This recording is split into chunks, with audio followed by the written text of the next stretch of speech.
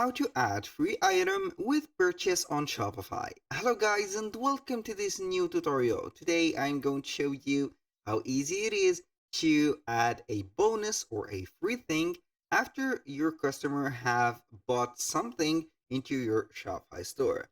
It is very easy and very simple. All you need to do is to follow up the tutorial from the beginning till the end and you are going to be good to go. The first thing that you need to do is to head over shopify.com. Then you only need to sign in into your account. As you can see here, we have the admin dashboard of our store. Now we are going simply to add the products. This is the first thing that you need. Go ahead and add your products. Then after that, you're going to visit the discounts here at the left side menu. Once you are on the discounts, you're going to create a discount.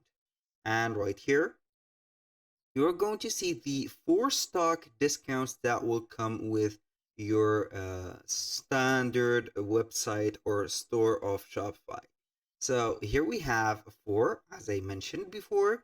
Here we have amount of products, buy X, get Y, amount of order, and also free shipping. So we are going to click on buy X, get Y. And this is the thing that we are going to put. Now, here we have the method. We are going not to use discount code, but we are going to use the automatic discount. And here for the title, I'm going to type in here something like buy or get a free, for example, let's say here, maybe a t-shirt. If get a free t-shirt, and then you're going to see the option which is the customers buy. Here we have 2 options. The first one is going to be minimum quantity of items, and also we have minimum purchase amount. So we are going to put the minimum quantity of items. Here we are going to put 1.